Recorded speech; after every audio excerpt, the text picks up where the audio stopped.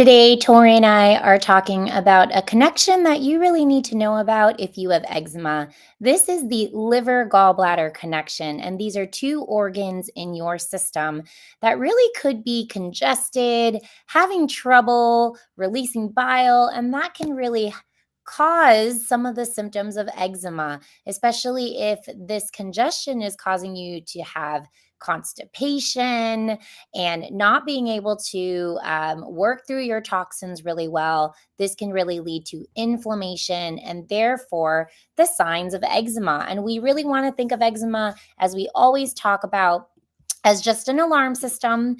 It's really just something that's telling you, hey, there's a problem underneath, and the problem could actually be your liver gallbladder. So Tori, thank you so much for joining me today. And Tori is one of our clean body practitioners and nutritionists. So Tori, thank you for joining in this conversation today. Yeah, of course. All right. So, first of all, you might be asking yourself, I don't know, do I have any liver gallbladder issues? And first of all, if you have skin issues, you have liver gallbladder issues. So, it's pretty much an equal sign to there being some kind of dysfunction in your liver gallbladder. We've talked a lot about gut health, and that's also another organ that might be dysfunctional, but liver gallbladder is equally important. And there are some key signs and signals that you might be having some liver gallbladder dysfunction. So, your liver and your gallbladder actually lie right underneath your right rib. So, if you are having any pain in that area, if you are having any cramps, when I had really bad eczema, if I would go for a run, I would get this really bad cramp underneath my right rib. And that actually cleared up when my eczema was gone and my liver was better. And I just had no idea that it had to do with my liver gallbladder. So, one of the things I do when I'm working with someone is actually I ask them, do they have a pain there? And also, if you press a little hard in that area while you're lying down, you'll lie down, you'll bend your knees, you press in that area. And if you have a little bit of a pain there, that could also indicate some liver gallbladder congestion. The other thing is if you get really seasick or car sick, this could Mhm. also be an indication that the liver gallbladder is congested. We might see this, even in our little kids. If you have kids that get really sea or car sick, again, this was me. When I had really bad eczema, I would be in the car. I wouldn't be able to be sitting in the back seat. I had to sit in the front seat. I would be getting really car sick. And when my eczema cleared up, it was actually quite amazing how I was in a car and I'm like, oh my gosh, I'm not getting car sick anymore. This is so weird. And actually, functionally, we see that this is related to your liver gallbladder being really congested. And when that clears up, often, that symptom of being car sick or seasick really clears up too.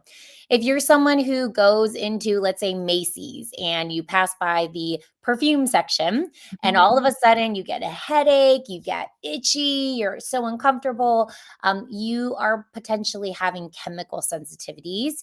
And that could mean, I like to say that your liver gallbladder is kind of like a funnel.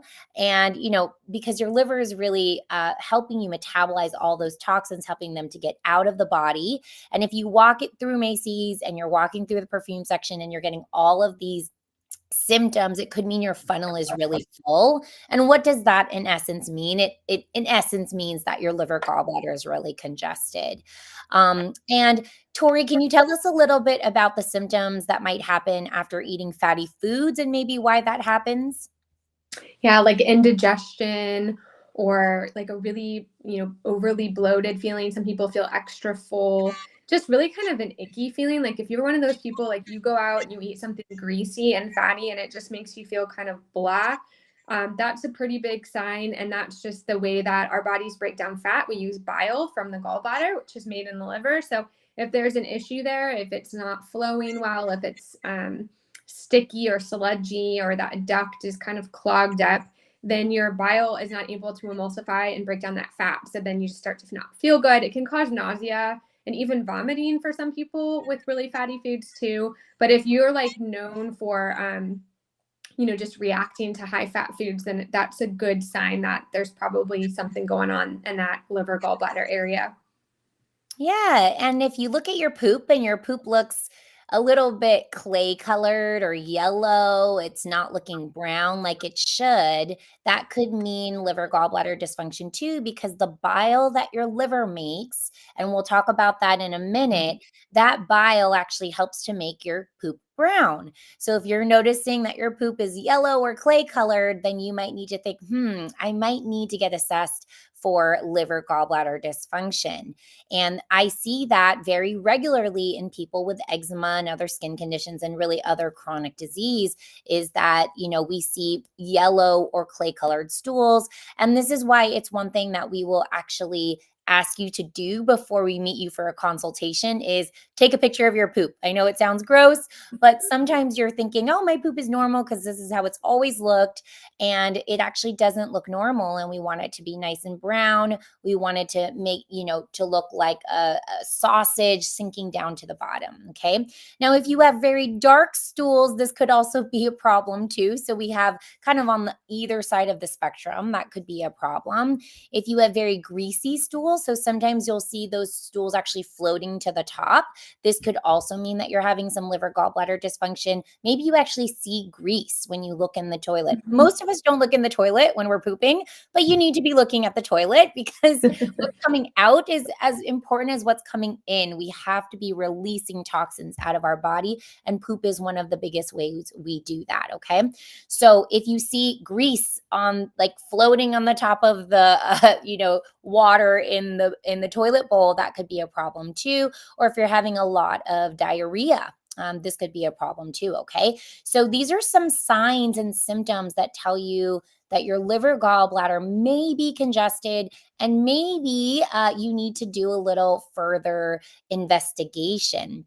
Now, just a little bit about what happens in the liver. We don't want to, bore you with all the science, but your liver is a workhorse. It is doing so much in your body to help detoxify toxins. Unfortunately, we come across a lot of these in today's world. Tori, how are we coming across toxins in our food alone? I mean, even just our food Yeah. alone. Well, I mean, all the way from packaging like plastic or, BPA and heavy metals to like actually toxins in the food, like pesticides or herbicides that are sprayed on the food.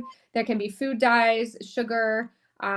Those are all ways that food itself can be causing, toxicity in the liver that your liver just has to process more. Alcohol is a big one. If you're consuming alcohol or soda, like high fructose corn syrup, any artificial type sweeteners that are not like natural. So chemicals in food is huge, especially things like Roundup, which is glyphosate. That's a big one that we find often a lot on testing. So lots of toxins in just the food, let alone everything else, water and our environment and everywhere else that we are constantly bombarded with. And unfortunately, even processes in our body create toxins that we actually need to metabolize and get out of the body. So, our liver is working all day long. It is one of my favorite organs. It's actually an organ that can regenerate itself. It's so, so, so important. It has over 500 functions in our body, and we abuse it all the time. Mhm.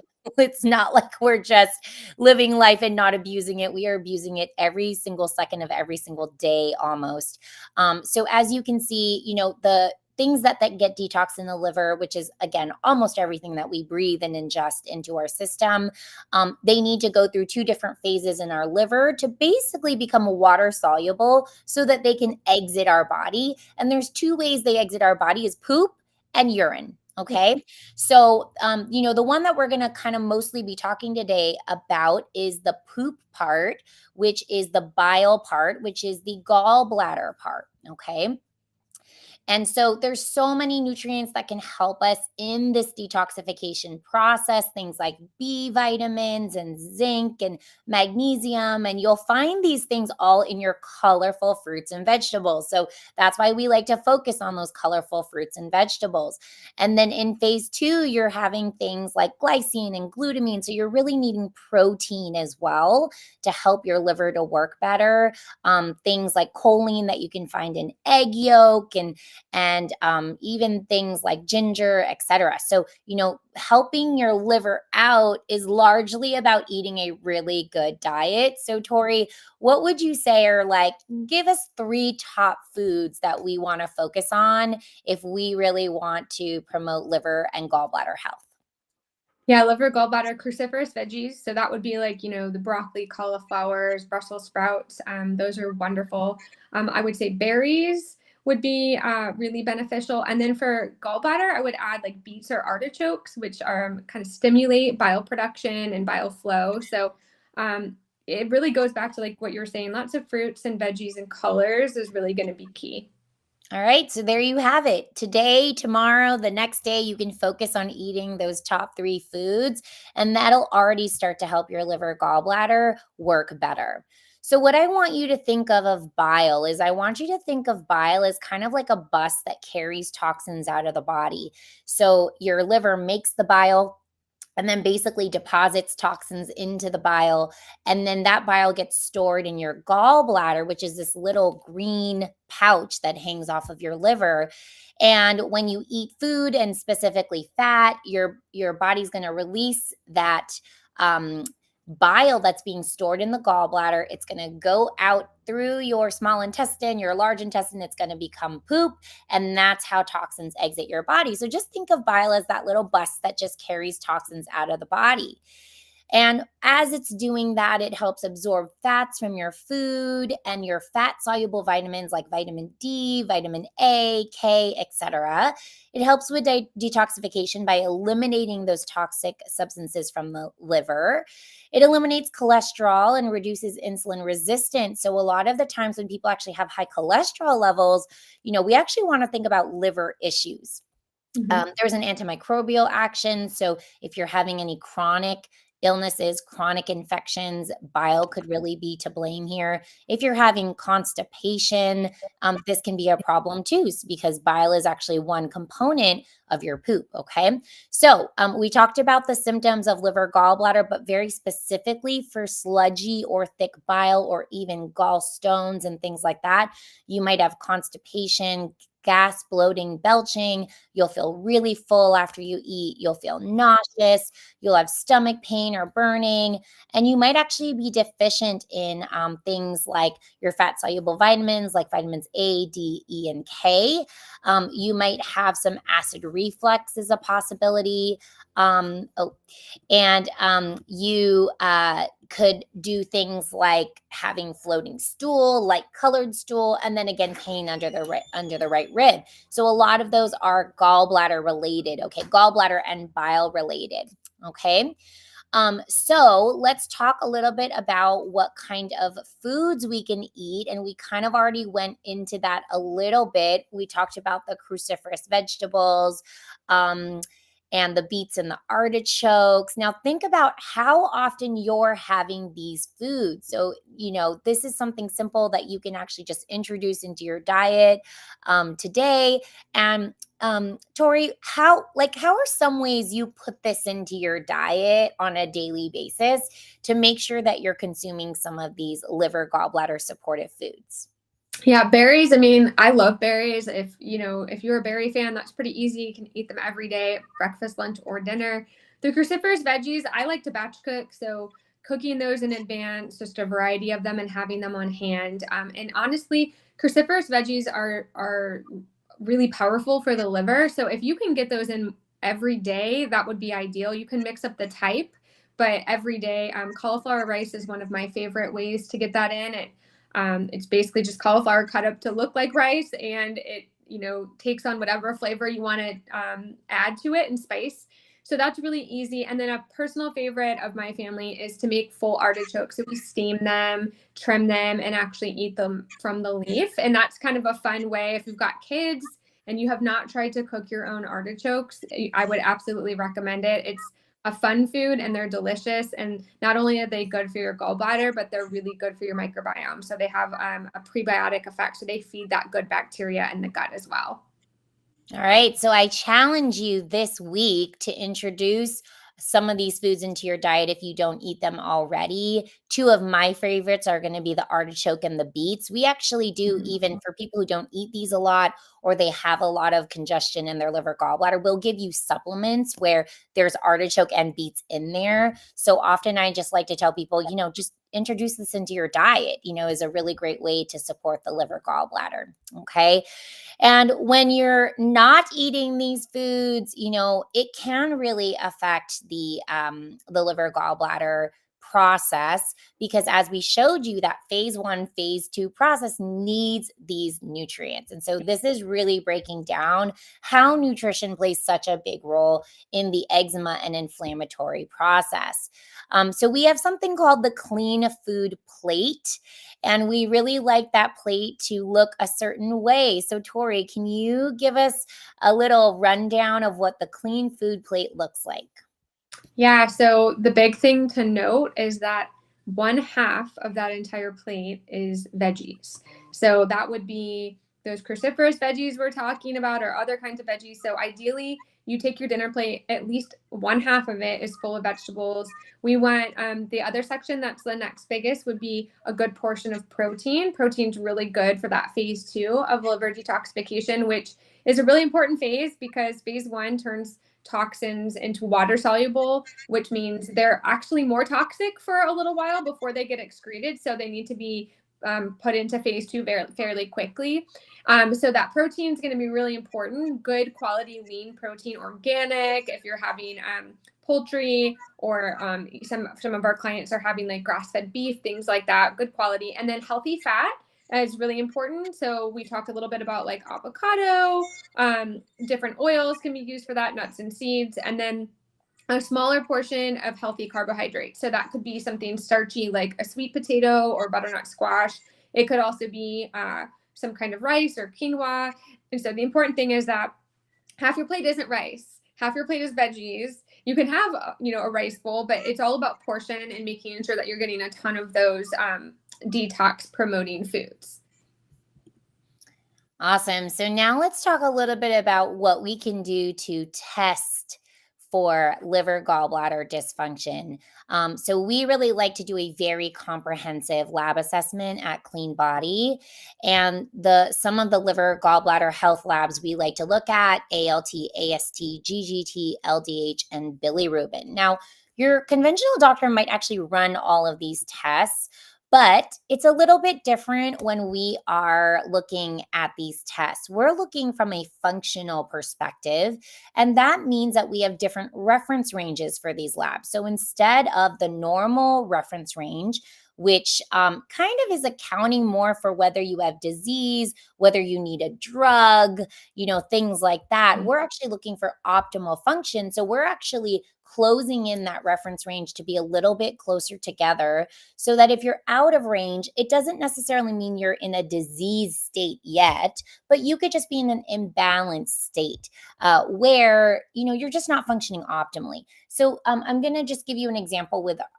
with kidney labs, and looking at the kidney EGFR, we see that the conventional reference range is to be above 60. But even if you actually look at like the Kidney Association, you'll see that the actual reference range should be above 90 for optimal function. And between 90 and 60, we are already seeing a decline in function that we should start thinking about. So, this is the same thing we would do for liver labs too. We have special reference ranges for liver labs where we might say, okay, you're not diseased yet. You're not in a place where you have fatty liver or you need a drug or anything like that. But you're in a place where we need to find out, okay, how do we optimize? And there could be some sludginess and some dysfunction to the liver that we actually need to optimize. So that's what functional medicine does. That's truly optimizing, and it's really preventive medicine is what we're doing. Okay. Now, beware, because one of the things we like to do at Clean Body is we like to support people sometimes if they need it, if they have really sludgy bile, or if they really have congestion, if they're having pain under the right rib, they have really severe eczema and just so much inflammation. we have a protocol called the Clean Bile Protocol. And beware because the next 5 slides have clean bile flush pictures. And this is something we like to do, if you're working with us and we can potentially support you through this. So these pictures are from a patient with eczema, bloating, chronic belching. She was frequently getting sick and she was trying to get pregnant. And we did also find parasites on her stool test. So this is what she flushed out during the procedure. And it's actually something you'll do at home. And what you guys are looking at is actually fresh bile. So fresh bile is actually coming out into the toilet. And she actually was so excited and was feeling so good that she pulled them out of the toilet to take a look at them. And you're looking at bile. Now, remember, bile is like a bus that carries toxins out of the body. So with this bile, she's also releasing toxins. And I've estimated it could be even up to a decade worth of toxins you release in one flush. So this is just one example of how we might flush the bile. For kids, we're going to do this very differently. We're going to do something really gentle. And if someone isn't ready for a bile flush, we're also just going to do things like food-based, supplement-based to help that bile to flow a little better. So not everyone needs a bile flush, but sometimes when the eczema is really severe and the symptoms are really severe, something like a clean bile protocol can be really helpful. And I really believe our doctors should be doing a better job than our mechanics. Your mechanic actually recommends you flush your transmission every 2 years. If you don't do that, your transmission will basically build up in heavy metals, and those heavy metals will clog the system. And then what happens? You have to get your transmission changed, and you have to pay $900 or whatever it is for a completely brand new transmission. Unfortunately, this is what's happening in today's world is, we are doing the same thing, and we're having gallbladder issues, we're having gallstones. And what happens when you go to the doctor? The doctor's basically like, okay, we just need to remove your gallbladder. And they don't tell you anything in the steps leading up to that. And what your eczema is, it is the sign that there is a dysfunction. And it's the sign that's saying, hey, look at liver, look at gallbladder, look at gut, look at all of these potentially dysfunctional organs before you ever get to the place where you need that surgery. So it's kind of like when you go to get your transmission flushed every 1 or 2 years, right? So it's the same thing. And we really should be doing that when we're thinking about any chronic illness that we're dealing with. So this is Yahira, and I've talked about her before, so you might have seen her before, but I want to bring her up because, well, first of all, we took her off Dupixent in 3 months, and she was doing really great. And one of the big things we found was actually her bilirubin was a little bit high. And as you can see, the typical reference range is to go up to 1.2. She was at 1.1. Now, that's not out of the conventional reference range, but it is out of mine. I like the bilirubin to be anywhere from 0. to 0.4 as optimal, right? And if you're anywhere outside of that, we just kind of have to take that into consideration. But of course, with her and the very severe eczema she had, the bilirubin at 1.1 was significant. And as I mentioned, but bile is like a bus that carries toxins out of the body. So that meant that toxins weren't coming out of her body the way they should. She was constipated, and that was one of her main complaints in addition to eczema. So this was her 1 year later, still looking really wonderful. And this was her in the beginning. So she was pretty severe, typical severe eczema, typical TSW. And she was actually on Dupixent at this time. So that Dupixent stopped working. It stopped working about 3 years in. And that's because Dupixent isn't taking care of these root cause issues. Dupixent's just silencing them. And so what we're talking about today is we are talking about what some of these root cause issues are. Okay. All right. So if you are interested in delving into this more, definitely consider meeting with me, and we can talk about how we could support you in your journey. You could use the code IGDC30 to get 30% off the discovery consultation with me. And we actually have renamed this to root cause consultation because we're not just discovering each other, but we're actually delving into the root causes of your condition, whatever that is.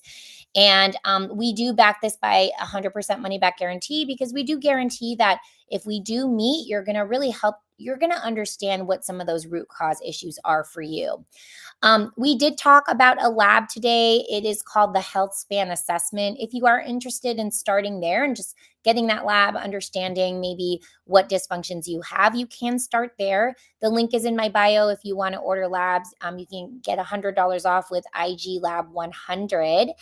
And I'd love to open it up for questions now. And today's topic, we are talking about liver, gallbladder, and eczema. I do want to remind you that this is for informational and educational purposes only. This is not for medical advice, and eczema really varies. So we really need to understand, what are the issues specifically for you, and by booking a consultation, we can really help to figure that out. Okay. So if you guys have any questions, please go ahead and type into the chat or comment box. We're happy to answer any and all questions right now.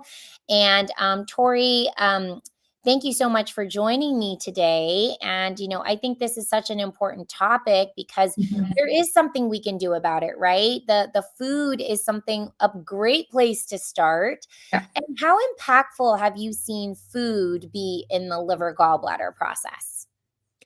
Well, first, I think the liver gallbladder is one place overlooked. Like, I think some of the other things that we deal with, gut health, those things kind of start to trend, and a lot of people are aware of those kinds of things. But the liver and gallbladder and bile specifically is a lot of times overlooked. And food is always the first place because it's how our body gets all the nutrients that we need, and it's how we make all of our tissue, all of our enzymes, everything that our body needs is obtained through what we put in our mouth. So yes, I've seen it be massively impactful.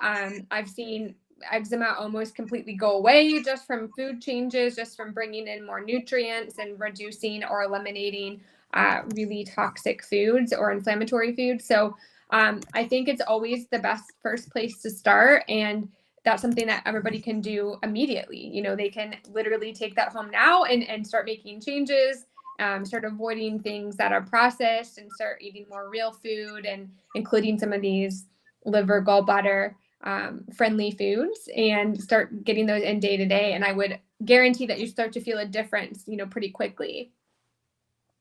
Yeah, and how quick could those changes be? Like, what have you seen? Because I think that's what, people are like, well, if I change my diet, it feels like it's going to take so long to see changes. Yeah. But how quickly can we see changes with, changing our diet? Well, we've seen, I would say, Dr. Fong, in clinic, like the gamut, right, of people and changes. But I would say within a couple of weeks, we can see massive changes. We've had people almost completely be clear of skin rashes or even psoriasis, in just several weeks. Some people, it's even more immediate than that. If you're a person that has eczema and you're constipated and you change your diet and you start having bowel movements regularly, that is massively helpful for your skin. And you will see a lot of times those skin rashes improve as the bowel movements improve. So really, it happens very, very fast. You will feel better overall as soon as you start getting more nutrients in, especially if you really adhere to that, like half the plate of those veggies. And you really focus on getting those good proteins in, the rainbow food, shopping the perimeter of your grocery store. You can add little things like microgreens or citrus on top of your meals that can just stimulate bile a little bit. And those are just simple little things you can add to what you're doing, but within weeks, easily. Yeah, and I usually like to say give it at least 3 weeks because Mhm. things shift over 3 weeks, and sometimes it's not immediate like the next day. Of course, you have to give it some time. There are antibodies that your immune system has released to certain foods, and if you actually start cleaning things up, it takes at least 3 weeks for some of those antibodies to fall so you can start to see some changes. And then also, if you're doing this on your own, it can be a little difficult because you kind of don't know, what's the best nutrition plan for you and all of that. And so, working with, a nutritionist or a functional practitioner can be really helpful. And then, again, people will say, oh, I went to my doctor and I got these labs and they said that I'm fine. Everything's normal. And then I look at the labs and I'm like, well, okay, they're normal by conventional standards, but if we actually look at these functionally, we do see dysfunction here. And there is something to do. And it can feel really empowering because sometimes you go to your doctor and you just kind of feel like there isn't an answer. Like your labs look great, but you feel really bad. It doesn't really make sense. And this is where the disconnect is because labs don't always show us the whole picture. And the reference ranges we're using are looking for disease rather than optimal function. And so we really want to optimize the system. And often eczema is that first sign that the system is not optimized, right? And so just see that as an alarm system and see that as a tool to say, okay, what do I need to do to optimize my system? Okay. All right. Well, I don't see any questions coming in. So if you guys have any questions, please go ahead and type into the chat box. This is recorded and we will be posting this. So in case you missed it, you're just coming in and you want to watch the whole thing. We talked about the liver gallbladder connection today and eczema. There is also a blog that we just released. So go to the link in my bio and click blog if you're interested in reading about this and reading about, some of the tools to really understanding whether you have liver gallbladder dysfunction. Okay. All right. Thank you so much, Tori, for joining me. And I hope everybody has a great week. We will see you next